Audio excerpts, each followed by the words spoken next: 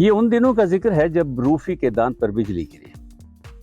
روفی، جن کو بعد میں شیطان کا نام ملا، بجلی سے بہت ڈرتے تھے۔ جب بادل آتے تو وہ بستروں میں چھپتے پھرتے۔ سب کہتے کہ اگر بجلی کو گرنا ہے تو ضرور گرے گی۔ روفی جواب دیتے، بے شک گرے، لیکن اس طرح کم از کم اسے مجھ کو ڈھونڈنا تو پڑے گا۔ ہوا یوں کہ بارش ابھی ابھی تھمی تھی۔ روفی صوفے کے پیچھے سے نکل کر دبے پاؤں برآمدے تک گئے، یہ دیکھنے کے بادل چھٹ گئے ہیں یا نہیں۔ اتنے میں زور سے بجلی کوندی اور ایک عظیم الشان دھماکہ ہوا۔ جب وہ ہوش میں آئے تو ان کا ایک دانت ہل رہا تھا۔ انہوں نے آئینہ دیکھا تو دانت کا کچھ حصہ سیاہ نظر آیا۔ اگلے روز آس پاس مشہور ہو گیا کہ رات روفی میاں کے دانت پر بجلی گری ہے۔ وہ 2 دن تک بستر پر پڑے رہے، لیکن اس طرح ہم اپنے آنے والے سہ-ماہی امتحان سے نہ بچ سکے۔ اس کم بخت امتحان نے ہماری نیند اڑا رکھی تھی۔ ماسٹر صاحب نے ہمارے ساتھ خاص رعایت کی اور از راہ کرم امتحان چند دنوں کے لیے ملتوی کر دیا۔ ہمارے ماسٹر صاحب بڑے خونخوار قسم کے آدمی تھے۔ یوں تو وہ بیچلر آف آرٹس تھے، لیکن ہمیں بعد میں پتہ چلا کہ شادی شدہ ہیں اور کئی بچوں کے باپ ہیں۔ وہ ان حضرات میں سے تھے جو آپ سے سوال پوچھیں گے، آپ کی طرف سے خود جواب دیں گے اور پھر آپ کو ڈانٹیں گے بھی کہ جواب غلط تھا۔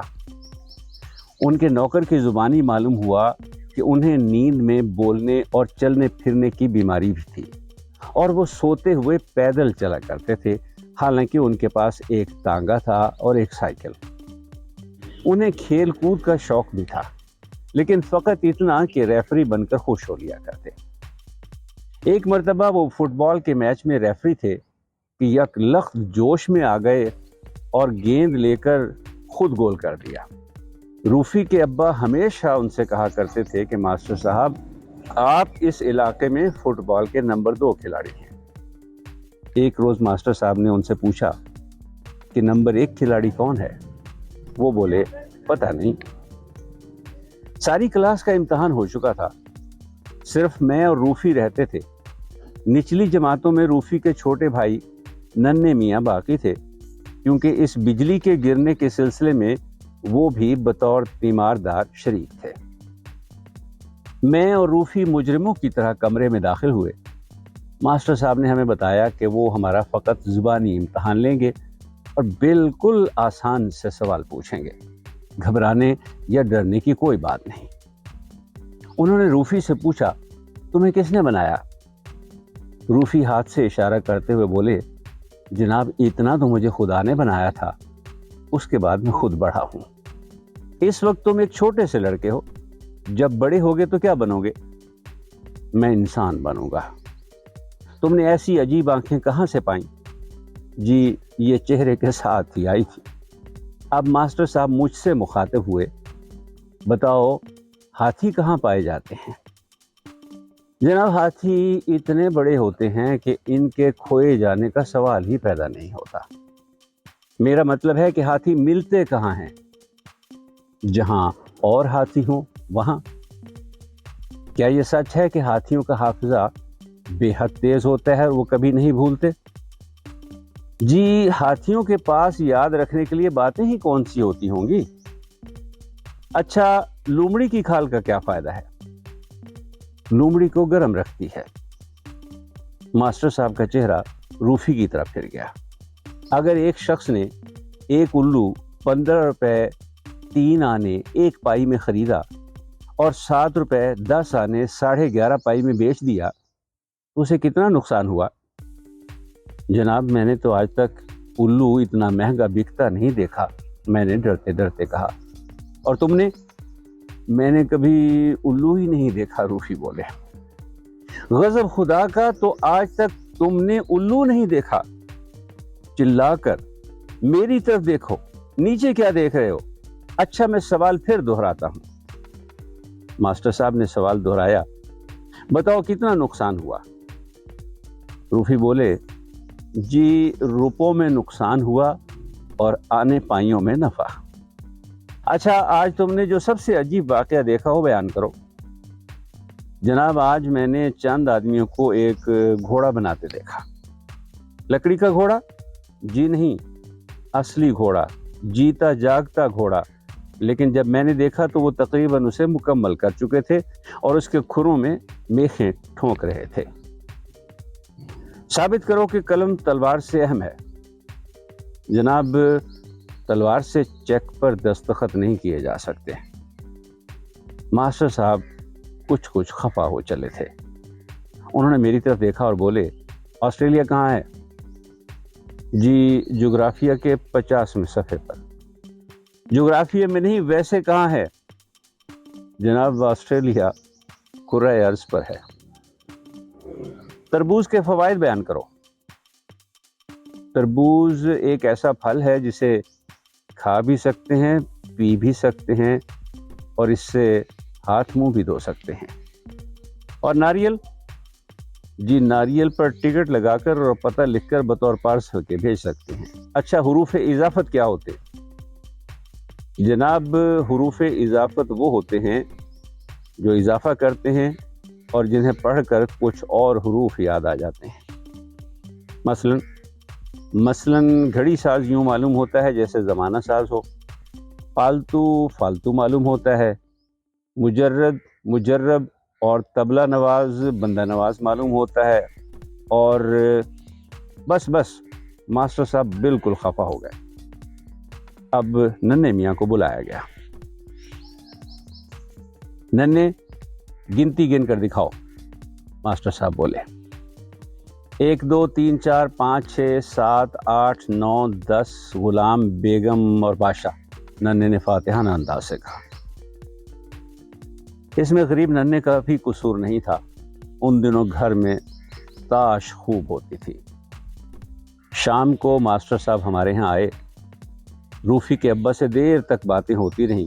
سونے کے وقت ہمیں سنایا گیا کہ ہماری تعلیمی حالت بہت کمزور ہے، چنانچہ ماسٹر صاحب ہمیں گھر پر پڑھانے آیا کریں گے، اور اس خبر نے ہمیں اداس کر دیا۔ اگلے روز اتوار تھا۔ الصبح ہم نے مچھلیاں پکڑنے کا سامان لیا اور جھیل کا رخ کیا۔ اس ٹیوشن کی نئی مصیبت نے ہمیں غمگین کر دیا تھا۔ یوں معلوم ہوتا تھا کہ جو رہی سہی آزادی میسر تھی وہ بھی چھن گئی ہے۔ جھیل کے شفاف اور نیلے پانی پر ہلکی ہلکی دھند چھائی ہوئی تھی۔ دور بادلوں کے چھوٹے چھوٹے ٹکڑے ہوا میں تیر رہے تھے۔ کناروں پر پھولدار بیلیں اور پودے جھکے ہوئے تھے اور بے شمار تیتلیاں اڑ رہی تھی۔ جھیل کے کنارے دور دور تک چلے گئے تھے۔ دوسرا کنارہ بہت دور تھا اور کبھی کبھار ہی دکھائی دیتا۔ جب بارش تھمی ہو یا دن بالکل صاف ہو تو ہر بار کسی نئی شکل میں دکھائی دیتا۔ کبھی دور دور تک محل اور قلعے دکھائی دیتے، کبھی گھنے اور سرسبز باغ، اور کبھی ریت کے ٹیلے اور نخلستان نظر آتے۔ ہم ہر اتوار جھیل کے کنارے گزارتے۔ بڑے اہتمام سے مچھلیاں پکڑنے کا پروگرام بنتا، مچھلیاں بھوننے کا سامان بھی ساتھ ہوتا۔ ہمارے مچھلیاں پکڑنے کے طریقے بھی صحیح تھے، لیکن ہم نے کبھی وہاں ایک بھی مچھلی نہیں پکڑی۔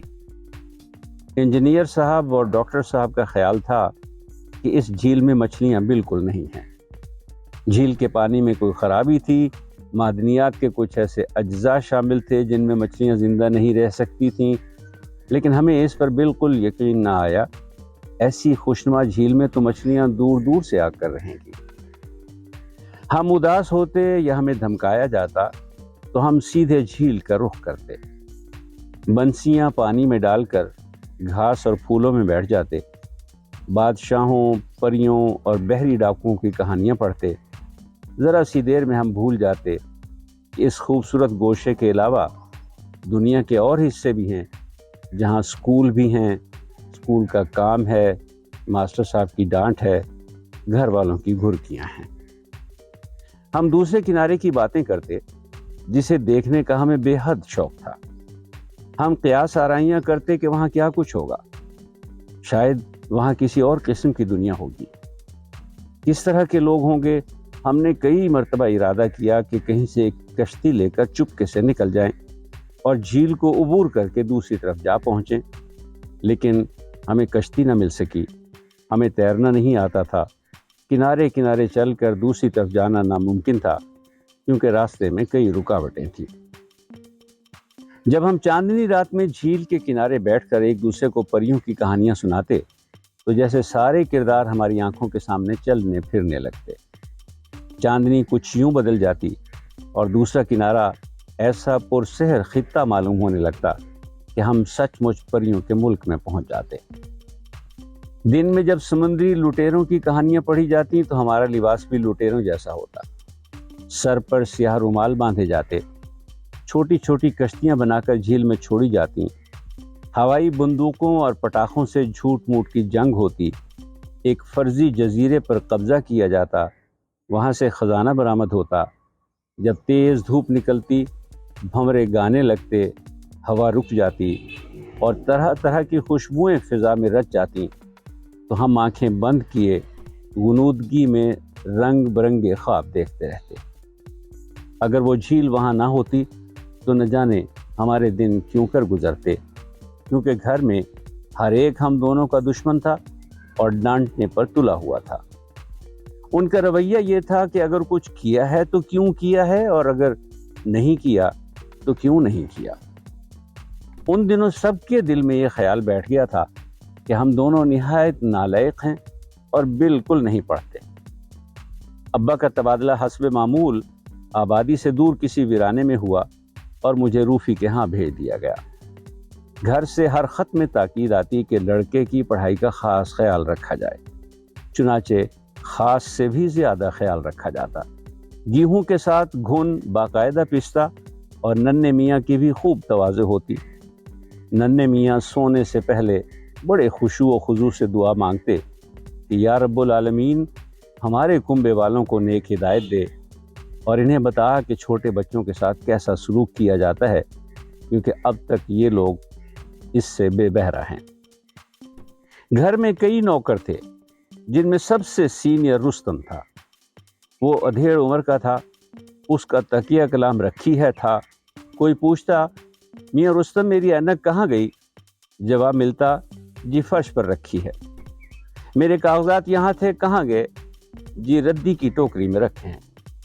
میرا بٹوا کہاں گیا، جی حوض کی تہ میں رکھا ہے، ننھے میاں پھینک آئے ہیں۔ اسے ریڈیو کا بے حد شوق تھا، جب دیکھو ریڈیو سے کان لگائے سن رہا ہے۔ ایک مرتبہ کھانا کھاتے وقت کسی نے رکابی کی طرف اشارہ کر کے پوچھا یہ کیا چیز ہے؟ رستم فوراً بولا بہاگ کا خیال ہے بلم پتلے میں۔ ویسے اس وقت ریڈیو پر پکا گانا بھی ہو رہا تھا۔ ہمیں باورچی نے بتایا کہ صبح اٹھ کر رستم یوں دعا مانگتا ہے کہ اے خدا اس وقت دن کے 6:15 بجا چاہتے ہیں، اب آپ اردو میں دعا سنیے۔ یہ دعا دوپہر کو 1 بجے اور رات کے 9 بجے پھر مانگی جائے گی۔ اس دعا کی خاص سرخیاں یہ ہیں۔ پھر دعا مانگ چکنے کے بعد کل پھر میں اسی وقت دعا مانگوں گا۔ اچھا اب اجازت دیجیے، آداب عرض ہے۔ اور بعض اوقات تو رستم دعا کے بعد خدا کو موسم کا حال بھی بتایا کرتا۔ باورچی بے حد موٹا تھا، اتنا کہ تصویر کھینچتے وقت اس کی کئی تصویریں لینی پڑتی تھی تاکہ وہ مکمل آ جائے۔ وہ ہر وقت ہنستا رہتا تھا۔ اکثر اس سے پوچھا جاتا کہ ہنستے کیوں ہو، جواب ملتا جناب شکل ہی ایسی ہے۔ اس کی گفتگو سن کر یوں معلوم ہوتا تھا جیسے ریڈیو پر دیہاتی پروگرام ہو رہا ہو۔ بعض اوقات وہ جان بوجھ کر بہرا بن جاتا، ہم آوازیں دیتے رہتے اور وہ بالکل نہ سنتا۔ ایک مرتبہ روفی چلاتے رہے اور ساتھ کے کمرے میں چپ چاپ سنتا رہا۔ ہم کھڑکی سے اسے دیکھ رہے تھے۔ اس سے جب پوچھا گیا کہ اتنی آوازیں اسے کیوں سنائی نہیں دیں تو بولا میں نے آپ کی پہلی آوازیں نہیں سنی، صرف چوتھی آواز سنی تھی۔ ایک مرتبہ ہمارا گھوڑا کھویا گیا، سب نے باری باری ڈھونڈا، کسی کو نہ ملا۔ باورچی گیا اور گھوڑے کو پکڑ لایا۔ پوچھا یہ تمہیں کیسے مل گیا؟ بولا سب سے پہلے میں نے یہ سوچا کہ اگر میں گھوڑا ہوتا اور کھوئے جانے کی نیت ہوتی تو کہاں جاتا، بس میں سیدھا اسی جگہ گیا اور گھوڑا وہیں کھڑا تھا۔ گھر میں بہت سے پالتو جانور اور پرندے تھے۔ ایک طوطا تھا جو روفی کے ابا کے دفتر میں رہتا تھا۔ اسے چند فقرے یاد تھے۔ جب کوئی آتا تو ہیلو کہتا، پھر کہتا دروازہ بند کر دیجئے۔ وہ اندر آ جاتا تو اسے روفی کے ابا کے متعلق بتاتا کہ باہر گئے ہوئے ہیں یا گھر میں ہیں۔ جاتے وقت پھر کہتا دروازہ بند کر دیجئے۔ ہمیں خاص طور پر کہا گیا تھا کہ ہم اس طوطے کے ساتھ باتیں کیا کریں اور اسے اچھے اچھے فقرے سکھائیں، لیکن ہم کو دیکھ کر نہ جانے اسے کیا ہو جاتا۔ بس وہ ایک فقرے کا جاپ کرنے لگتا، میاں مٹھو ہوں، میاں مٹھو ہوں۔ ہم اس کی حوصلہ افزائی کرتے، بولو مٹھو، شاباش، باتیں کرو، یہ کہو وہ کہو، نئے نئے فقرے سکھاتے، لیکن اس کی میاں مٹھو ختم ہی نہ ہوتی، اور ساتھ ہی ساتھ وہ ہماری طرف اس انداز سے دیکھتا جیسے جواب کا منتظر ہو۔ ہر مرتبہ کچھ اس قسم کی گفتگو ہوتی۔ ہیلو وہ کہتا، ہیلو بھائی طوطے، سناؤ کیا حال ہے؟ میاں مٹھو ہوں، بڑے پیار بھرے لہجے میں جواب ملتا۔ ہاں ہو، میاں مٹھو ہوں، چلا کر، درست کہتے ہو، میاں مٹھو ہوں، اس مرتبہ لہجہ سوالیہ ہوتا۔ ہوگے، میاں مٹھو ہوں، بڑی حیرانی کے ساتھ۔ تو پھر کیا کریں؟ میاں مٹھو ہوں، میاں مٹھو ہوں، غصے میں۔ مان لیا بابا، مان لیا، عجب نامعقول طوطا ہے، میاں مٹھو ہوں، میاں مٹھو ہوں، میاں، اور ہم وہاں سے چلے آتے۔ کچھ سفید رنگ کی موٹی موٹی ایرانی بلیاں بھی تھیں جو اس قدر مغرور تھیں کہ کسی کو خاطر میں نہ لاتی تھیں۔ البتہ ایک چھوٹی سی بلی بڑی ذہین اور سمجھدار تھی۔ وہ صبح صبح ہمیں جگانے آتی، چپکے سے پلنگ پر چڑھ کر پاؤں میں ہلکی سی گدگدی کرتی، جگا کر ایک کونے میں انتظار کرتی کہ کہیں ہم دوبارہ نہ سو جائے۔ بڑے کمرے میں کچھ قالین تھے، اتنے خوبصورت کہ انہیں فرش پر دیکھ کر ہمیں بڑا افسوس ہوتا۔ وسط میں جو بڑا قالین تھا اس کا کچھ حصہ جل گیا تھا، اس طرح کہ وہاں پر نہ صوفہ رکھا جا سکتا تھا نہ کوئی میز۔ جب کبھی مہمان آتے تو وہی عقل مند بلی اس جلے ہوئے حصے پر بٹھا دی جاتی۔ وہ کچھ اس انداز سے وہاں بیٹھتی جیسے اسے کسی کی بھی کچھ پرواہ نہیں ہے۔ اسے لاکھ بلاتے، بہلاتے، پھسلاتے، پیار کرتے، لیکن وہاں سے تب تک نہ ہلتی جب تک وہ سب چلے نہ جاتے۔ باہر والوں میں سے کسی کو پتہ تک نہ تھا کہ ہمارا خوبصورت قالین جلا ہوا ہے۔ ان دنوں روفی اور میں اوپر کے کمرے میں رہتے تھے، کیونکہ روفی کا خیال تھا کہ سطح سمندر سے زیادہ بلندی کی وجہ سے اس کی آب و ہوا بہتر ہے۔ ٹیوشن شروع ہو گئی۔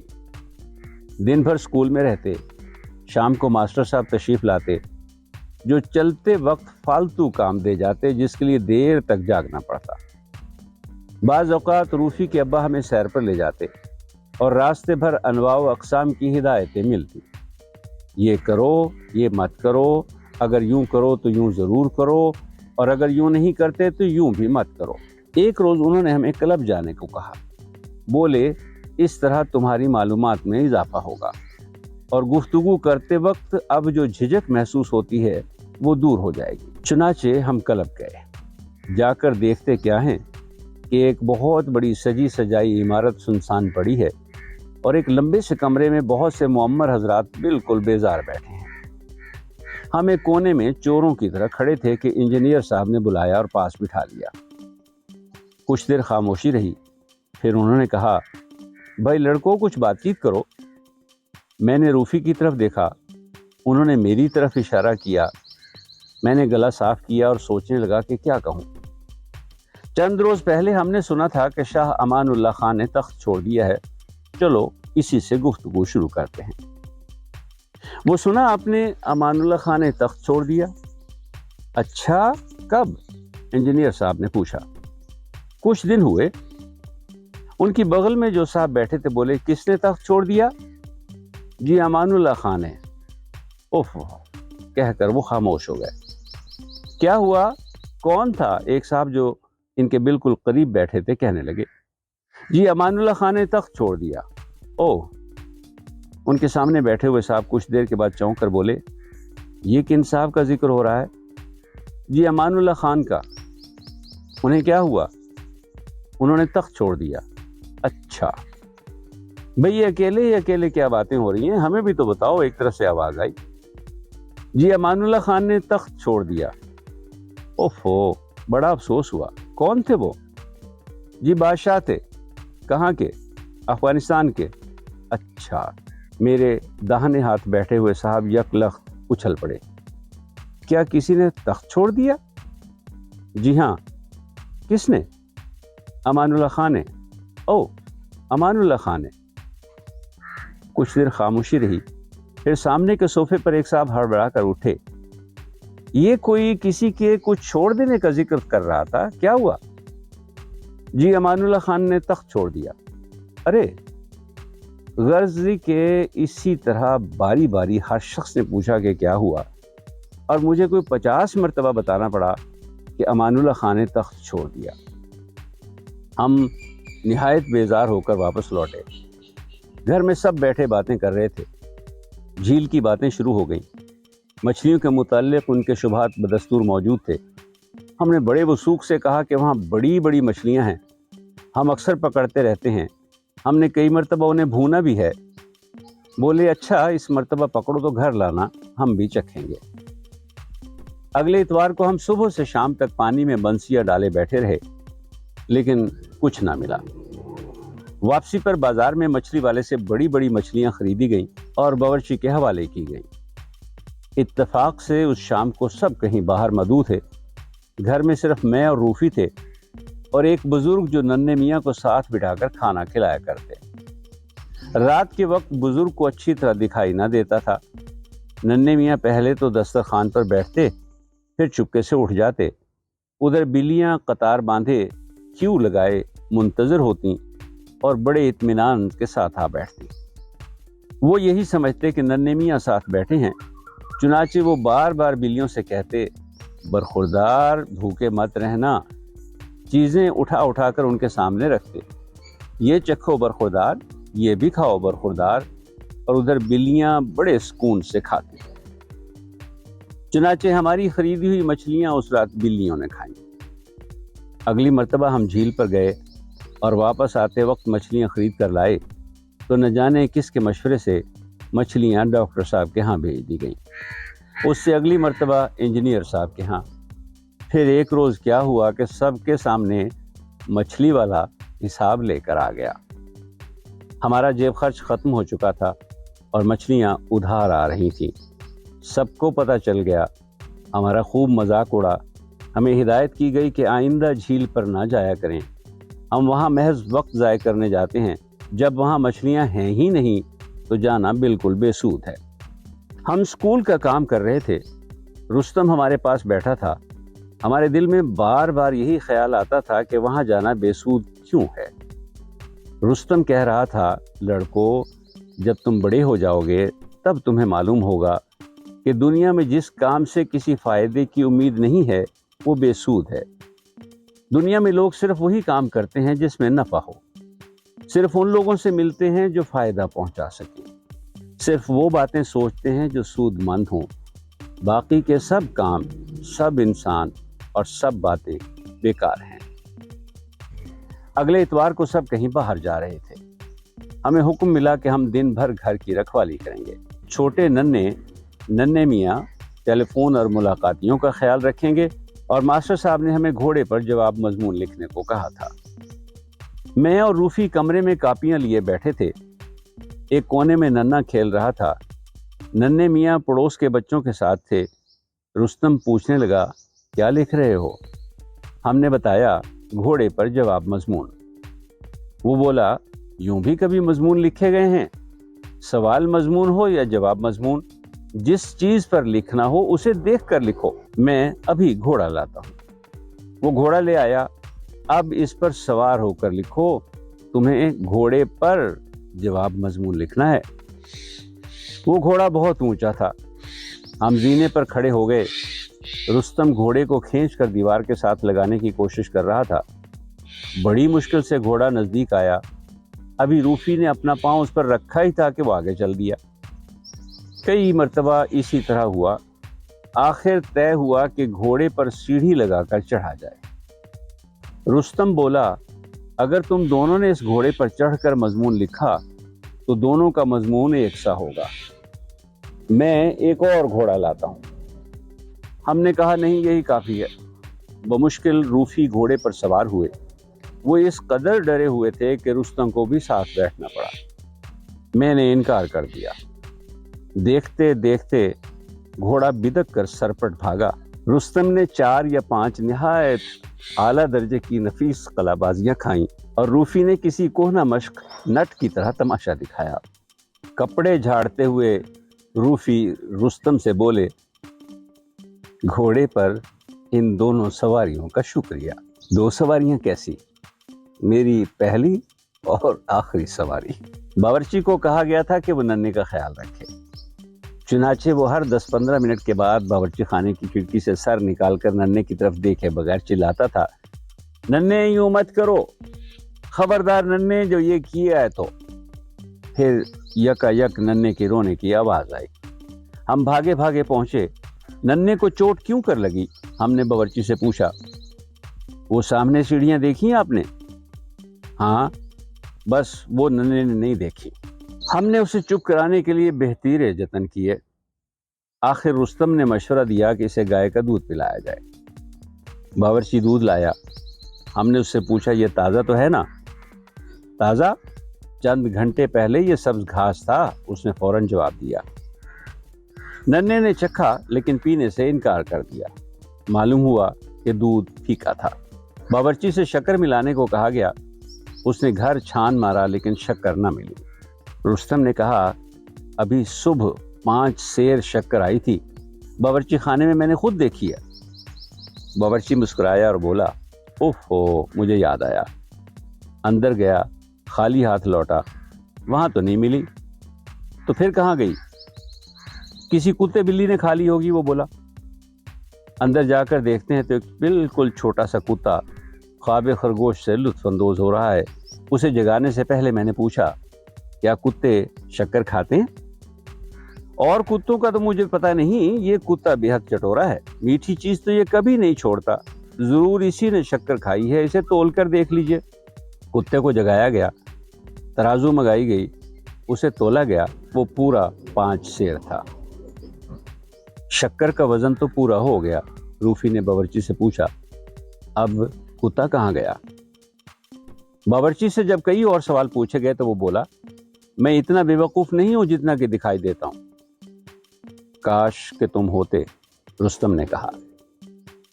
اتنے میں ننھے میاں آ گئے۔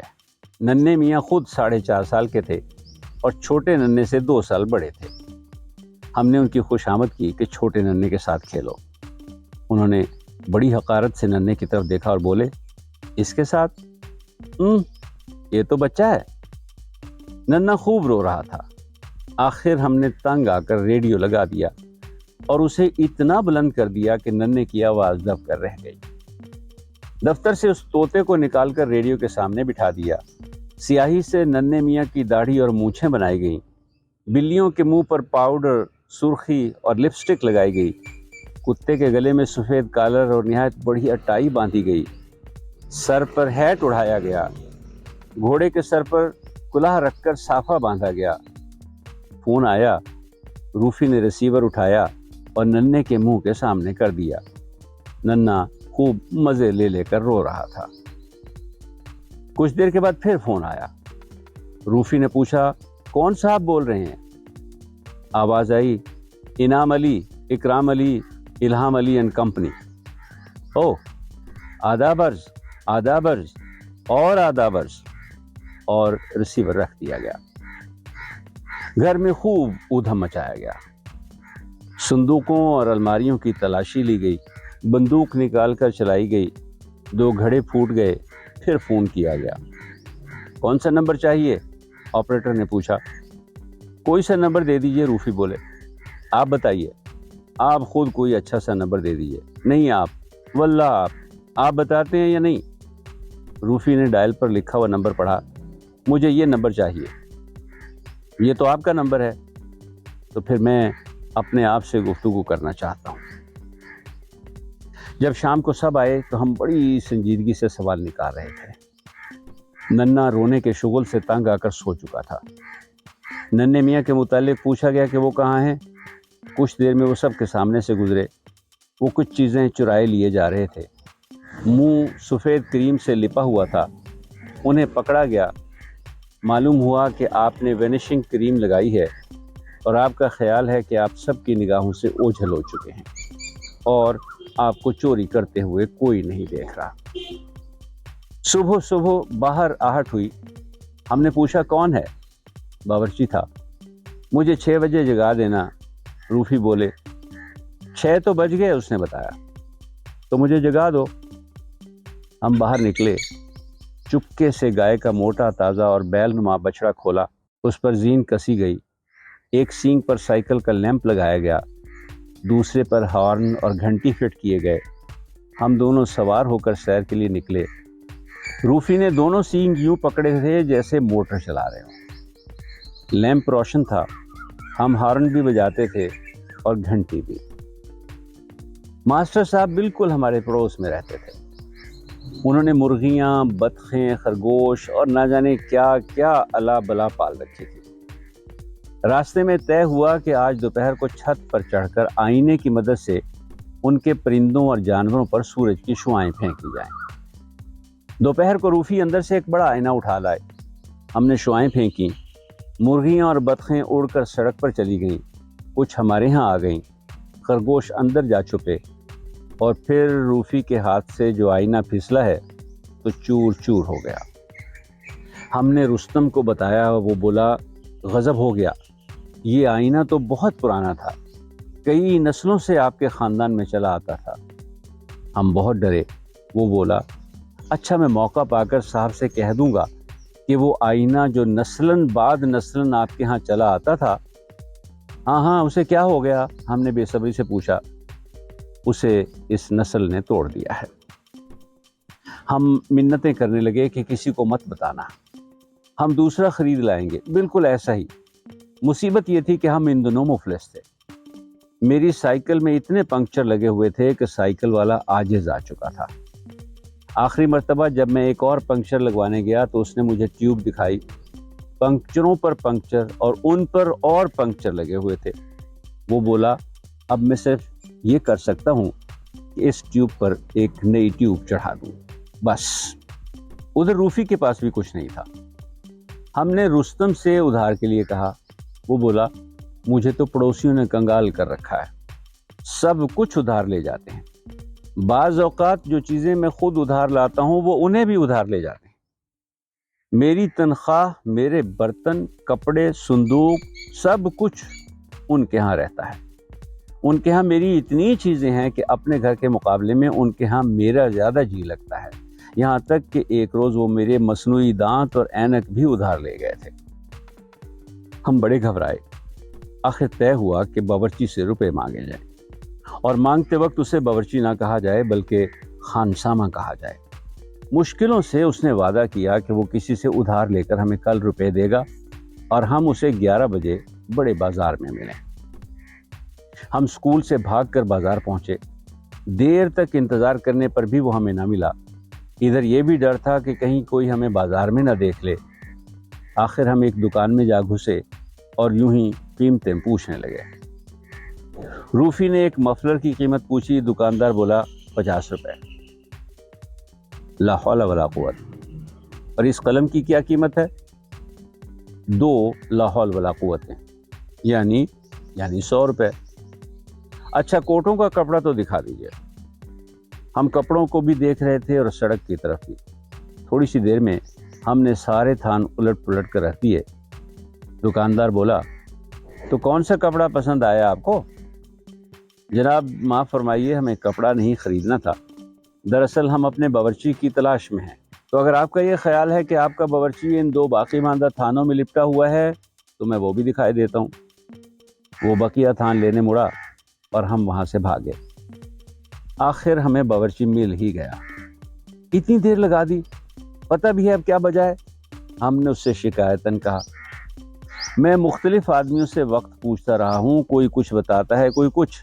वो सामने देखो, 1 क्लाक में पूरे 12 बजे हुए थे। अरे, वो चौंक पड़ा। یہ کلاک کی دوسری سوئی کہاں گئی؟ ہم نے بالکل ویسا ہی آئینہ خریدا۔ واپسی پر اس نے بتایا میں ڈاک لانے کا بہانہ کر کے آیا ہوں، اس لیے ڈاک خانے ہو کر چلیں گے۔ اور ہم راستے بھر ڈرتے آئے کہ کہیں کوئی ہمیں اور آئینے کو دیکھ نہ لے۔ کوئی ڈاک تھی؟ اس سے پوچھا گیا۔ ڈاک تو نہیں تھی، فقط ایک خط تھا، وہ بولا۔ آئینہ رستم کو دکھایا گیا۔ اس نے ہمیں بتایا کہ اس کے سامنے وہی آئینہ 2 مرتبہ پہلے بھی ٹوٹ چکا ہے، دونوں مرتبہ نیا خریدا گیا، لیکن شکر ہے کہ وہ آئینہ جو نسلاً بعد نسلاً چلا آ رہا تھا بالکل صحیح سلامت ہے۔ رات کو ہم نے دیکھا کہ روفی کے ابا دفتر میں کام کر رہے ہیں۔ ان کے ڈپارٹمنٹل امتحان ہو رہے تھے۔ روفی اندر گئے، سلام کیا اور پوچھا، سنائیے ابا جان، پرچے کیسے ہو رہے ہیں؟ اچھے ہو رہے ہیں، شکریہ۔ امتحان مشکل تو نہیں لگ رہا؟ نہیں، آسان ہے، وہ مسکراتے ہوئے بولے۔ پھر بھی آپ اتنی محنت نہ کیا کریں، اتنی دیر تک جاگا بھی مت کریں، ورنہ صحت پر برا اثر پڑے گا، اور اپنی اینک سنبھال کر رکھا کریں، نوکر اکثر اسے لگا لیتے ہیں۔ روفی کے ابا کی اینک کچھ ایسی تھی کہ جو اسے لگاتا چند قدم چل کر دھڑام سے گرتا۔ ہم نے کئی مرتبہ تجربہ کیا تھا۔ روفی کے ہاں ان کے کئی رشتہ دار ملنے آئے، جن کے ساتھ بے شمار بچے تھے، نہایت شوخ اور شریر قسم کے بچے۔ روفی کی امی نے ننھے میاں سے کہا، ننھے، دادی جان کو پیار کرو۔ امی، میرا قصور؟ انہوں نے ٹھنک کر پوچھا۔ اچھا، انہیں اپنا سبق پڑھ کر سناؤ، یا چلو کوئی ضرب المثل ہی سنا دو۔ کل کا کام آج پر مت چھوڑو، ننھے میاں سینہ تان کر بولے۔ غلط ہے، سوچ کر پھر بتاؤ، ان کی امی نے ڈانٹا۔ آج کا کام پرسوں پر مت چھوڑو۔ چلو رہنے دو، ان کی دادی جان بولی۔ اچھا یہ بتاؤ کہ تم صبح کتنے بجے جاگتے ہو؟ جب سب جاگتے ہیں۔ بچوں کو تو مرغی اذان کے ساتھ اٹھنا چاہیے۔ جی ہمارے ہاں مرغی نہیں ہے، تو سورج کی پہلی کرن کے ساتھ اٹھنا چاہیے۔ جس کمرے میں ہم سوتے ہیں اس کا رخ مغرب کی طرف ہے۔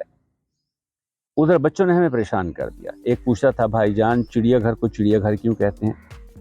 دوسرا یہ معلوم کرنا چاہتا تھا کہ یہ چیتے اور شیر وغیرہ سرکس سے پہلے کیا کیا کرتے تھے۔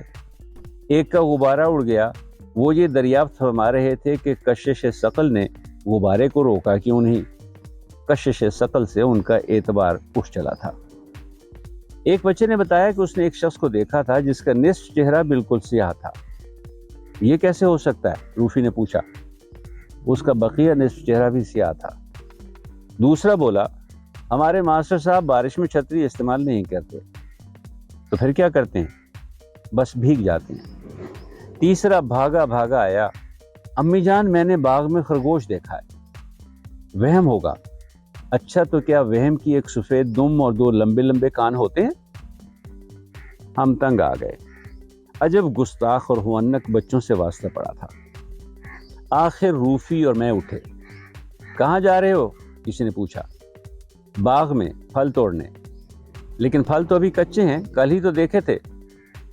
شاید کچھ پک گئے ہوں۔ بیٹھے رہو، پھر کبھی دیکھ لینا۔ اور ہمیں بیٹھنا پڑا۔ ایک بزرگ فرما رہے تھے، جب میں چھوٹا سا تھا تو اس قدر نحیف تھا، اتنا کمزور تھا کہ میرا کل وزن 4 پاؤنڈ تھا۔ مجھے دنیا بھر کی بیماریوں نے گھیرے رکھا۔ تو کیا آپ زندہ رہے تھے؟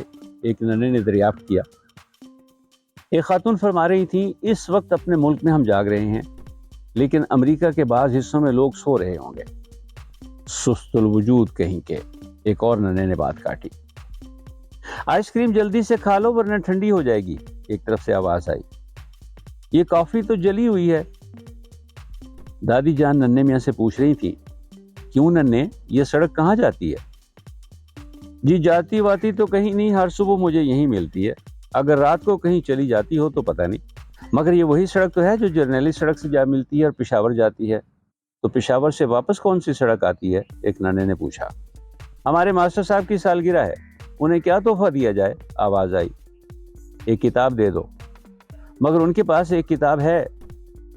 دادی جان نے پھر ننھے سے سوال کیا، وہ جو سامنے جانور چر رہے ہیں کتنے ہیں؟ 22۔ کچھ دیر کے بعد جواب ملا، شاباش، اتنی جلدی تم نے کیوں کر گن لیے؟ بالکل آسان ہے، پہلے جانوروں کی ٹانگیں گن لیں، پھر 4 پر تقسیم کر دیا۔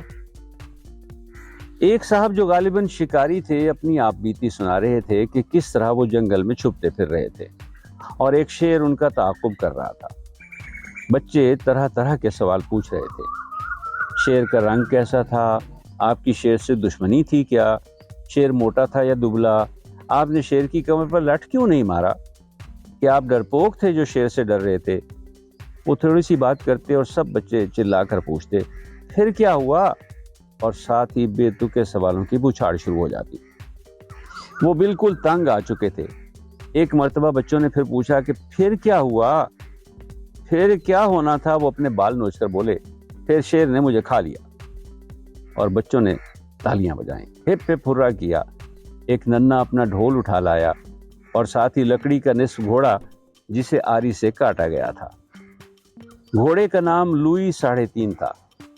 انہوں نے وجہ بتائی کہ پہلے انہوں نے اسے کسی دوست کے ساتھ مل کر خریدا تھا، تب اس کا نام لوئی ہفتم تھا۔ دونوں دوستوں کی لڑائی ہوئی تو گھوڑے کو آری سے آدھا آدھا تقسیم کیا گیا، چنانچہ اس کا نام لوئی 3.5 رکھ دیا گیا۔ ہم پھر اٹھے۔ کہاں جا رہے ہو؟ جی باغ میں، شاید اب پھل پک گئے ہوں، لیکن ہمیں پھر بٹھا دیا گیا۔ دوسرے کمرے سے ایک بچے نے صدائے احتجاج بلند کی اور نعرہ لگایا۔ ہم بھاگ کر پہنچے تو دیکھا کہ 2 بچے لڑ رہے ہیں۔ بڑا چھوٹے کی خوب تواضع کر رہا تھا۔ مشکل سے دونوں کو علیحدہ کیا۔ دادی جان کے سامنے مقدمہ پیش ہوا۔ لڑائی کی تفصیل بیان کی جا رہی تھی۔ چھوٹا بچہ ڈینگے مار رہا تھا کہ میں نے یہ کیا، میں نے وہ کیا، میں نے اس کو پکڑ کر اپنے اوپر گرا لیا اور اپنی ناک اس کے دانتوں میں دے دی، پھر میں نے اس کی کوہنی اپنی پسلیوں میں چبھو دی اور دھڑام سے اس کا مکہ اپنی کمر میں رسید کیا، پھر زور سے اس کا تھپڑ اپنے منہ پر مارا، پھر میں نے جو اس کی ٹھوکر اپنے گھٹنے میں لگائی ہے تو بس۔ ہم پھل توڑنے کے بہانے سے بمشکل وہاں سے نکل سکے۔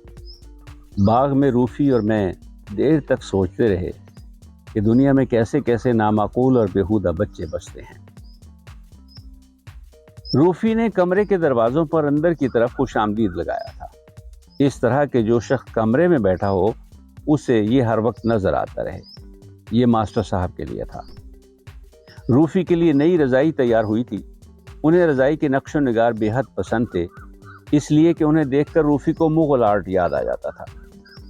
ابھی اچھی خاصی گرمیاں تھیں، لیکن رات کو وہ پنکھا چلا کر رضائی اوڑھتے تھے۔ ایک اور امتحان آ رہا تھا، ہمیں زائد کام کرنے کا کہا گیا۔ رستم پوچھنے لگا اتنے پریشان کیوں ہو؟ روفی بولے کیا بتائیں، صبح کام، شام کو کام، کام کام، تنگ آ گئے ہیں۔ اتنا کام کب سے شروع کیا؟ کل سے شروع کریں گے۔ رستم پڑھا لکھا تھا، اس نے وعدہ کیا کہ ہمارا ہاتھ بٹائے گا اور حساب کے سوال نکال دیا کرے گا۔ اس کے بعد دیر تک بڑوں پر تبصرے ہوتے رہے کہ یہ مزے کرتے ہیں، انہیں کوئی کچھ نہیں کہتا، نہ انہیں شام کو ٹیوشن کی مصیبت ہے، نہ الصبح اٹھنے کی قید، ان کی آزمائشیں، ان کے امتحان، ان کے کڑے دن گزر چکے ہیں، وغیرہ وغیرہ۔ پھر ہمارا امتحان ہوا، ہمیں کچھ اور بتایا گیا تھا، لیکن پرچے کچھ اور ہی آئے، چنانچہ ہم کچھ اور ہی لکھائے، بس فیل ہوتے ہوتے بچے۔ ہر ایک نے ہمیں حسب توفیق ڈانٹا۔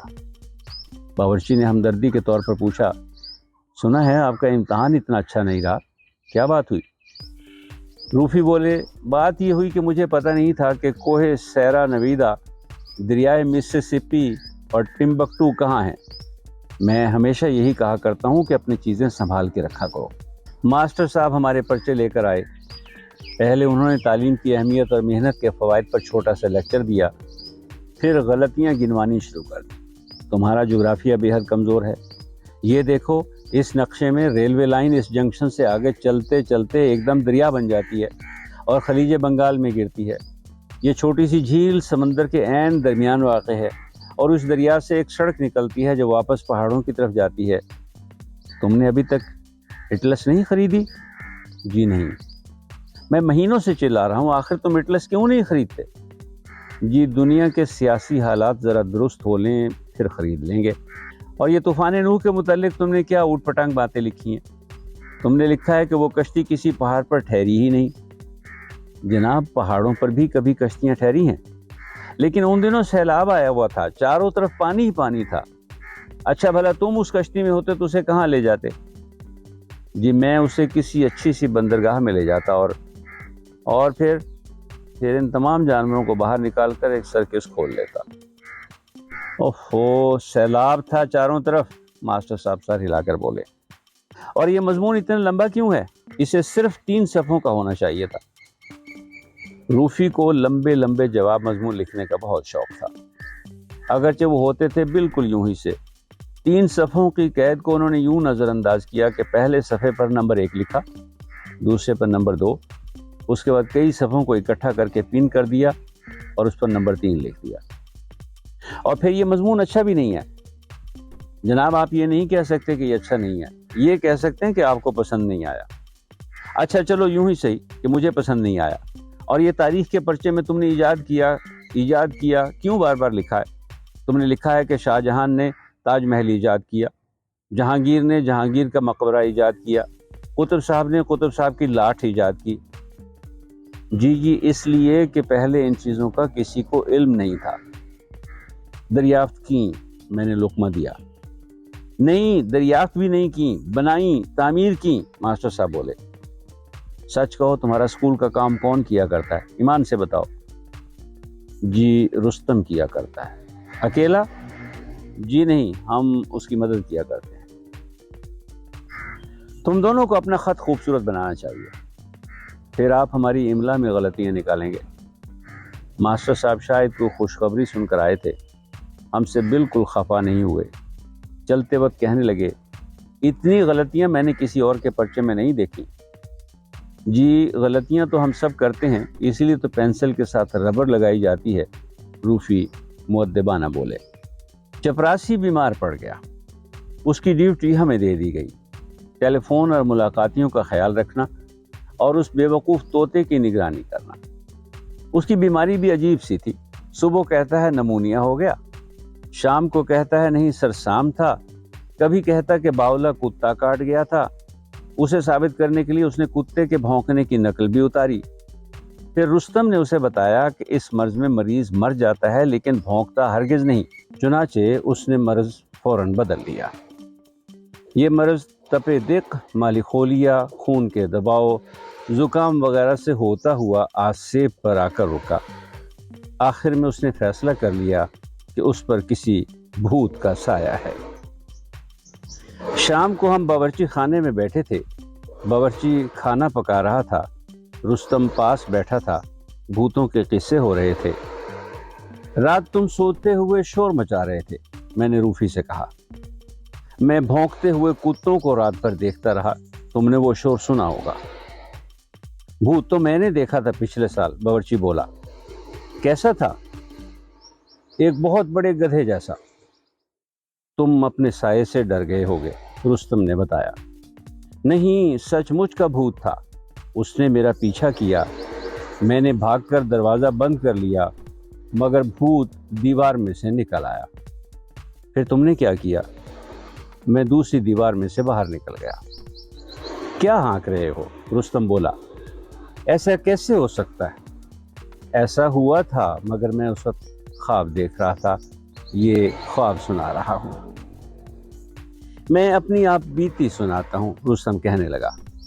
میں ان دنوں اپنے کھیت میں کام کیا کرتا تھا، کھیت کے راستے میں قبرستان بھی پڑتا تھا اور شمشان بھی۔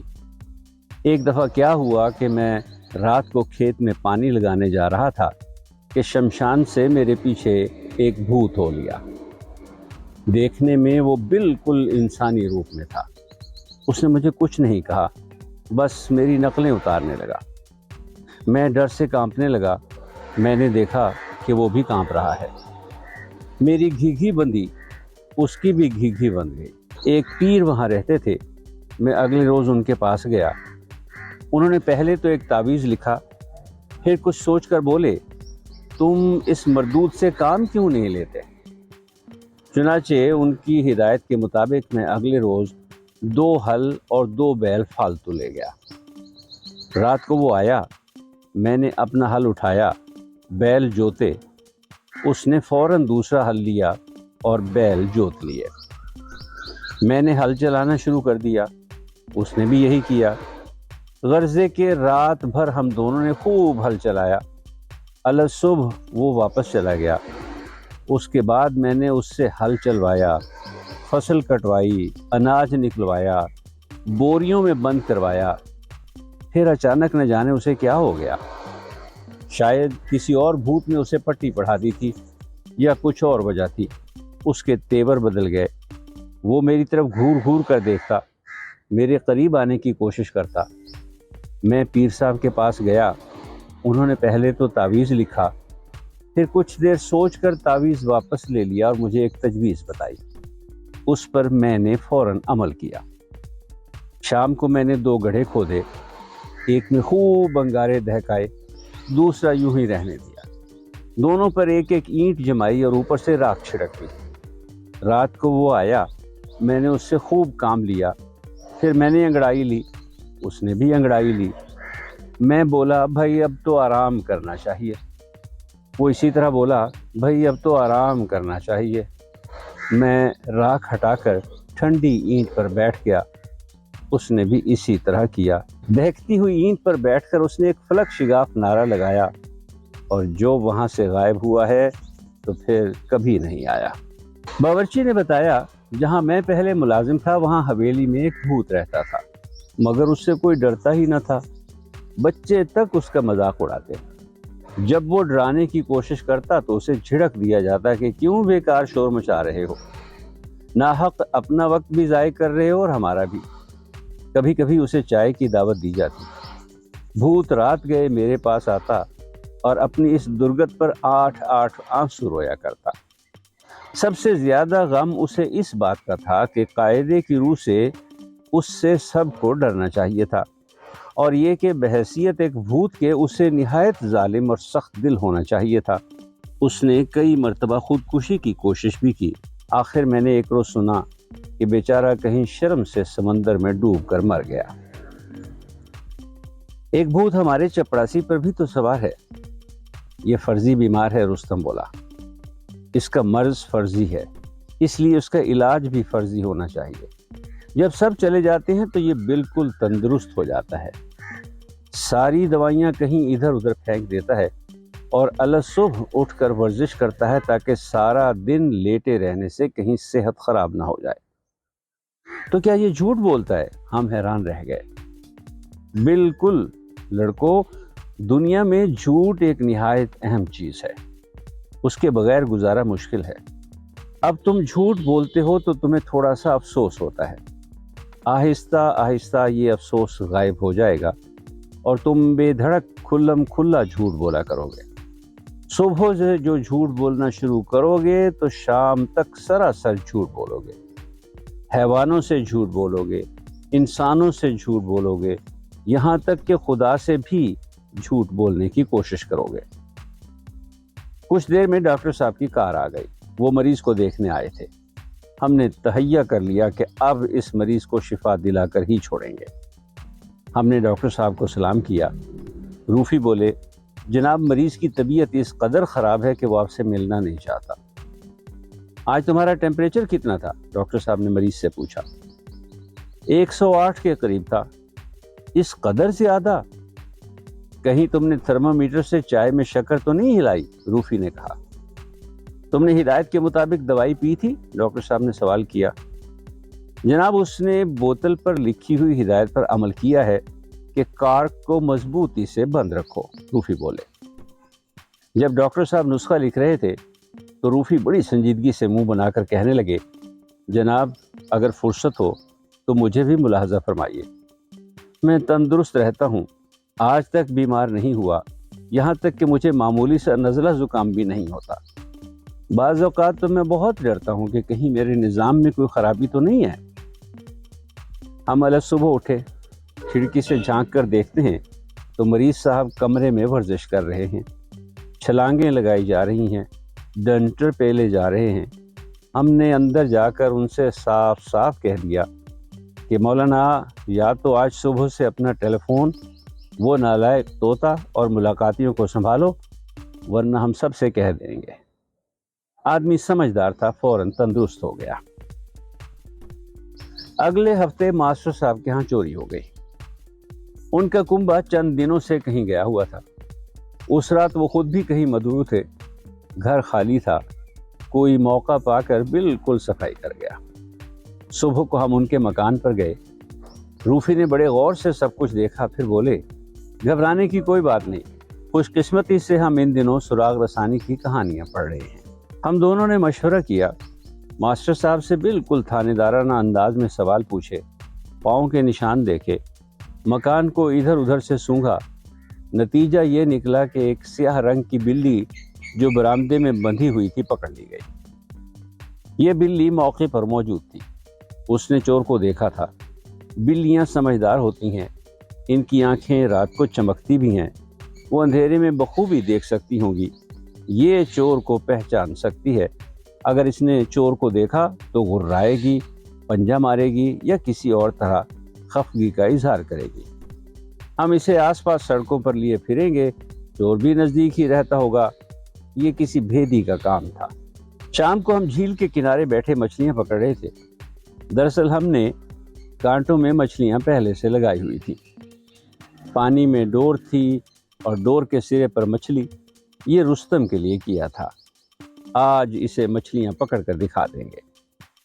جب وہ ہمیں لینے آیا تو چوری کی باتیں شروع ہو گئیں۔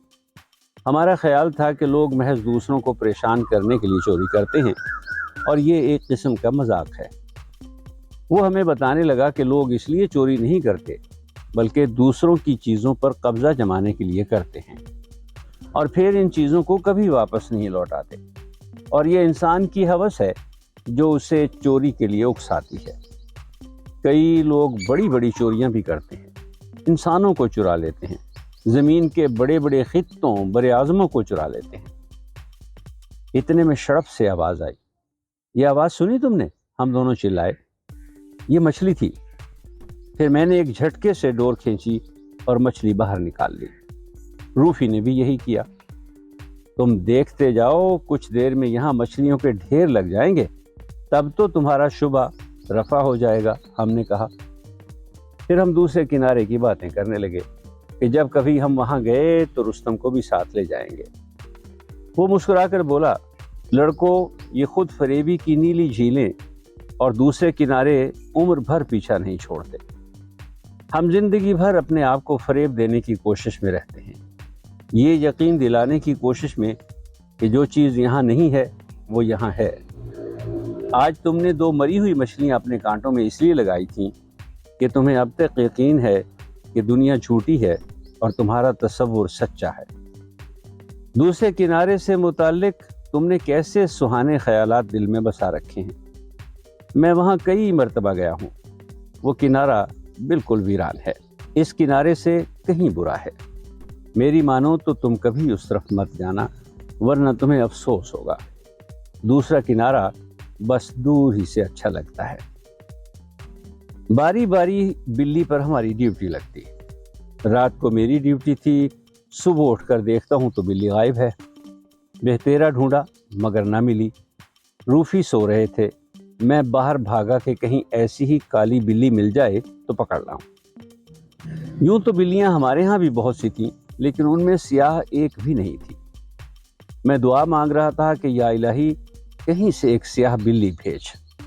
لوگ کہتے ہیں کہ بچوں کی دعائیں بہت جلد قبول ہو جاتی ہیں۔ لوگ سچ کہتے ہیں۔ میں نے سڑک پر ایک آدمی دیکھا جس کے ہاتھ میں تھیلا تھا اور تھیلے میں میاؤں میاؤں ہو رہی تھی۔ اس سے پوچھا، وہ بولا کہ اس میں کوئی 15-16 بلیاں بند ہیں، میں ان سے تنگ آ چکا ہوں اور انہیں کہیں دور چھوڑنے جا رہا ہوں۔ میں نے اس سے کہا کہ اگر وہ ایک سیاہ بلی مجھے نکال دے تو میں اس کا احسان عمر بھر نہ بھولوں گا۔ اس نے تھیلے میں ہاتھ ڈالا، پہلی بلی سفید تھی، اسے واپس بند کیا، دوسری چتکبری نکلی، تیسری بھوری، چوتھی بادامی۔ ادھر میرا برا حال تھا، کسی کالی بلی کے دیدار کے لیے آنکھیں بےتاب ہو رہی تھیں۔ خدا خدا کر کے سیاہ بلی نکلی اور میں لے کر بھاگا۔ روفی کے جاگنے سے پہلے سیاہ بلی وہیں بندھی ہوئی تھی۔ یہ بلی 2-3 دنوں میں کتنی موٹی ہو گئی ہے، وہ بولے۔ واقعی یہ نئی بلی گزشتہ بلی سے بڑی تھی۔ تیسری رات یہ بلی بھی بھاگ گئی۔ بدقسمتی سے اس رات بھی میری ڈیوٹی تھی۔ میں بڑا گھبرایا، اگر روفی کو پتہ چل گیا تو جان کھا جائیں گے۔ مجھے صبح تک نیند نہ آئی۔ صبح پڑوس میں گیا، ان کے ہاں ایک سیاہ بلی رہتی تھی۔ وہ ان سے ادھار مانگی۔ پہلے تو وہ متعجب ہوئے، غالباً پہلی مرتبہ کوئی بلی ادھار مانگنے آیا تھا۔ پھر انہوں نے اس شرط پر بلی دی کہ میں تیسرے دن واپس لوٹا دوں گا۔ ساتھ ہی اس کے ناشتے، لنچ اور ڈنر کے متعلق ہدایتیں کیں کہ ناز و نام میں پلی ہوئی ہے، کہیں دبلی نہ ہو جائے۔ یہ بلی بہت موٹی تھی۔ اسے دیکھ کر روفی بولے، بھائی یہ بلی تو روز بروز موٹی ہوتی جا رہی ہے۔ حالانکہ پہلی بلیوں کو سارا دن بھوکا رکھا جاتا تھا۔ یہ بلی عجب شان سے رہتی تھی، خوش آمدید کرا کے کھانا کھاتی، ذرا سی بات پر برا مان جاتی اور دیر تک روٹھی رہتی۔ آتے ہی اس نے روفی کے ابا پر پنجہ اٹھایا اور روفی سوچنے بیٹھ گئے کہ سراغ رسانی کے قواعد کے مطابق تو ان پر شبہ کرنا چاہیے۔ پھر کہنے لگے کہ محض پنجہ اٹھانے سے شبہ نہیں کیا جا سکتا، بلی کو کچھ اور بھی کرنا چاہیے۔ شام کو ماسٹر صاحب آئے، ان پر بلی نے نہ صرف پنجہ اٹھایا بلکہ آنکھیں بھی دکھائیں اور دانت بھی نکالے، تو گویا ماسٹر صاحب نے خود اپنا سامان چرایا تھا۔ ان کے پوچھنے پر ہم نے تفصیل بتائی۔ وہ بولے، تم ناحق اپنا وقت ضائع کر رہے ہو، جو کچھ ہونا تھا ہو چکا، بھلا بلیوں سے بھی کہیں سراغ نکلے ہیں؟ اور اگر سراغ نکل گیا تو شرط رہی، جو کچھ تم کہو گے کروں گا۔ تیسرے روز مجھے وہ بلی واپس کرنی پڑی۔ نئی بلی کی تلاش میں پھر مارا پھرا۔ بڑی مصیبتوں سے ایک لڑکے سے 1 روپے میں ایک مریل سی کالی بلی خریدی۔ اسے دن بھر تو میں نے چھپائے رکھا۔ رات کو روفی نے دیکھا تو بڑا افسوس ظاہر کیا۔ آئے ہائے بیچاری بلی، اسے کیا ہو گیا؟ یک لخت اتنی دبلی کیسے ہو گئی؟ ہمیں جب فرصت ملتی بلی کو لے کر باہر نکل جاتے، اسی امید پر کہ چور اب ملا۔ اور پھر خدا کا کرنا کیا ہوا، اسی مریل سی بلی نے جو اس قدر صلح پسند اور خاموش طبیعت تھی، سب کے سامنے رسی توڑا کر چھلانگ لگائی اور چپراسی کے اوپر سوار ہو گئی۔ یہ وہی چپراسی تھا جس نے کچھ عرصہ پہلے اپنے عجیب و غریب مرض سے شفا پائی تھی۔ بلی اسے نوچے ڈالتی تھی، پنجے مار رہی تھی، غرا رہی تھی۔ ہم نے بمشکل اسے چھڑایا۔ بلی کی اس حرکت پر سب کو چپراسی پر شبہ ہو گیا۔ جب اسے ڈرایا دھمکایا گیا تو وہ مان گیا کہ اس نے چوری کی تھی۔ اگلے روز تک ماسٹر صاحب کی سب چیزیں واپس مل گئی۔ ہماری بڑی تعریفیں ہوئیں، بلی کی بھی تعریفیں ہوئیں، ہماری سراغ رسانی کو سراہا گیا، ہماری تصویریں بلی کے ساتھ اتاری گئیں، اور حقیقت کا صرف مجھے علم تھا، بلی کے متعلق بھی اور چور کے متعلق بھی۔ چور تو محض اپنی بدقسمتی سے پکڑا گیا۔ ہوا یوں کہ بلی 2 دن سے بھوکی تھی، ادھر وہ سیدھا باورچی خانے سے نکلا تھا۔ جب وہ بلی کے سامنے سے گزرا تو اس میں سے پلاؤ اور بھنے ہوئے گوشت کی خوشبو بری طرح آ رہی تھی۔ بلی نے جو کچھ کیا وہ سراغ رسانی کے سلسلے میں نہیں بلکہ بھوک سے تنگ آ کر کیا۔ میں اور روفی باغ میں بیٹھے تھے، سامنے پھلوں کا ڈھیر لگا ہوا تھا۔ ہمارے ذمے یہ کام لگایا گیا تھا کہ ہم چھانٹ کر کچے پھل الگ کر دیں اور پکے الگ۔ روفی بڑے غور و خوض سے چھانٹ رہے تھے، ایک پھل پر بڑی دیر لگاتے تھے۔ میں نے پوچھا تو بولے، یہ انتخاب ہے جو مجھے مارے ڈالتا ہے۔ جانتے نہیں ہم آج کل کس قسم کی کہانیاں پڑھ رہے ہیں؟ میرے خیال میں پھل چکھ کر چھانٹے جائیں، میں نے مشورہ دیا۔ ہم نے پکے پھل کھانے شروع کر دیے۔ ماسٹر صاحب تشریف لے آئے، وہ ہمارا شکریہ ادا کرنے آئے تھے۔ لڑکو، میں شرط ہار گیا، بتاؤ میں کیا کروں؟ آپ 50 مرتبہ خوش خط لکھیے کہ میں ہار گیا، روفی بولے، اور ماسٹر صاحب نے سچ مچ لکھ دیا۔ مجھے وہ دن بھی یاد ہے جب روفی اور میں جھیل کے کنارے لمبی گھاس میں بیٹھے تھے۔ رات کو بارش ہوئی تھی، صبح بالکل صاف طلوع ہوئی، خنک ہوائیں چل رہی تھیں، بادل تیر رہے تھے، جھیل کے نیلے پانی پر ہلکی ہلکی دھند چھائی ہوئی تھی، ہر چیز میں نکھار تھا، تازگی تھی، یوں معلوم ہو رہا تھا جیسے دنیا ابھی ابھی تخلیق ہوئی ہے۔ ہم کہانیاں پڑھتے رہے، باتیں کرتے رہے، کھیلتے رہے، زقندے بھرتے ہوئے پرندوں اور ناچتی ہوئی تتلیوں کو دیکھتے رہے۔ ہماری ڈوریں پانی میں تھیں، دن بھر ہمیں مچھلیوں کا انتظار رہا، ہم انہیں بھوننے کا سارا سامان لائے تھے۔ دن ڈھلے ہمیں رستم لینے آیا، ایسے خوشنما نظارے کو دیکھ کر وہ بھی ہمارے پاس بیٹھ گیا اور عجیب عجیب سی باتیں سنانے لگا۔ جب رستم ایسی باتیں کرتا تو وہ ہمیں بالکل اچھا نہ لگتا۔ وہ بڑی سنجیدہ قسم کی باتیں کر رہا تھا کہ کیا ہو جو زندگی اسی خود فراموشی اور خود فریبی میں گزر جایا کرے، اسی طرح مسکراتی ہوئی گزر جایا کرے، لیکن یوں نہیں ہوتا۔ کوئی کتنی ہی کوشش کرے ایسا ہرگز نہیں ہوتا، ان خوابوں سے چونکنا پڑتا ہے۔ وہ ہمیں بتانے لگا، لڑکو تم بڑے ہوگے تو تمہیں افسوس ہوگا، جوں جوں تمہارا تجربہ بڑھتا جائے گا تمہارے خیالات میں پختگی آتی جائے گی، یہ افسوس بھی بڑھتا جائے گا، یہ خواب پھیکے پڑتے جائیں گے، تب اپنے آپ کو فریب نہ دے سکو گے۔ بڑے ہو کر تمہیں معلوم ہوگا کہ زندگی بڑی مشکل ہے، جینے کے لیے مرتبے کی ضرورت ہے، آسائش کی ضرورت ہے، اور ان کے لیے روپے کی ضرورت ہے، اور روپیہ حاصل کرنے کے لیے مقابلہ ہوتا ہے، مقابلے میں جھوٹ بولنا پڑتا ہے، دھوکہ دینا پڑتا ہے، غداری کرنی پڑتی ہے۔ یہاں کوئی کسی کی پرواہ نہیں کرتا۔ دنیا میں دوستی، محبت، انس، سب رشتے مطلب پر قائم ہیں۔ محبت آمیز باتوں، مسکراہٹوں، مہربانیوں، شفقتوں، ان سب کی تہہ میں کوئی غرض پوشیدہ ہے۔ یہاں تک کہ خدا کو بھی لوگ ضرورت پڑنے پر یاد کرتے ہیں، اور جب خدا دعا قبول نہیں کرتا تو لوگ دہریے بن جاتے ہیں، اس کے وجود سے منکر ہو جاتے ہیں۔ اور دنیا کو تم کبھی خوش نہیں رکھ سکتے۔ اگر تم سادہ لو ہوئے تو دنیا تم پر ہنسے گی، تمہارا مذاق اڑائے گی۔ اگر عقل مند ہوئے تو حسد کرے گی، اگر الگ تھلگ رہے تو تمہیں چڑچڑا اور مکار گردانا جائے گا، اگر ہر ایک سے گھل مل کر رہے تو تمہیں خوشامدی سمجھا جائے گا، اگر سوچ سمجھ کر دولت خرچ کی تو تمہیں پست خیال اور کنجوس کہیں گے، اور اگر فراخ دل ہوئے تو بے وقوف اور فضول خرچ۔ عمر بھر تمہیں کوئی نہیں سمجھے گا، نہ سمجھنے کی کوشش کرے گا۔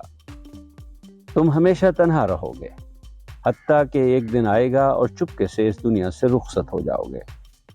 یہاں سے جاتے وقت تم متحیر ہوگے کہ یہ تماشا کیا تھا، اس تماشے کی ضرورت کیا تھی، یہ سب کچھ کس قدر بے معنی اور بے سود تھا۔ سورج غروب ہو رہا تھا، یکا یک دوسرا کنارہ جگمگا اٹھا۔ وہاں بادل کے ٹکڑوں اور دھند نے ایسا رنگین اور خوشنما محل بنا دیا کہ ہماری آنکھیں کھلی کی کھلی رہ گئیں۔ نازک سی حسین محرابیں، رنگ برنگے برج اور مینارے، بل کھاتے ہوئے زینے، دور دور تک پھیلی ہوئی فصیلیں۔ ہم نے رستم کو اشارے سے یہ محل دکھایا۔ کون کہتا ہے کہ وہ کنارہ بھی ایسا ہی ہے؟ وہ دیکھو۔ پھر سب کچھ نیلا ہو گیا، آسمان، جھیل، بادل اور فضا، اور دوسرا کنارہ۔ کائنات نیلی ہو گئی، بادلوں کا بنا ہوا وہ حسین محل سنگ مرمر کا بن گیا، اور اس پر ہلکی ہلکی چاندنی چھا گئی۔ ان باتوں کو کافی سال گزر چکے ہیں، اور اب مجھے دور اندیش، جہاں دیدہ اور عقل مند ہونا چاہیے، لیکن بدقسمتی سے یہ طویل عرصہ مجھ میں ذرا بھی تبدیلی نہ لا سکا۔ جب کبھی زندگی کی تلخیاں سامنے آتی ہیں، کری حقیقتیں حسین و نازک خوابوں کو کچل ڈالتی ہیں، تب میں کسی ایسی ہی نیلی جھیل کے کنارے پناہ لیتا ہوں، اور زندگی میں ان جھیلوں کا تار بندھا ہوا ہے۔ تاحد نگاہ یہ جھیلیں اس طرح چلی گئی ہیں کہ جہاں ایک ختم ہوتی ہے وہاں دوسری شروع ہو جاتی ہے، اور جہاں حقیقت کی حدیں تصور کی حدوں کو چھوتی ہیں وہاں ایک پر اسرار خطہ ہے، بالکل ویسا ہی حسین اور دلکش دوسرا کنارہ۔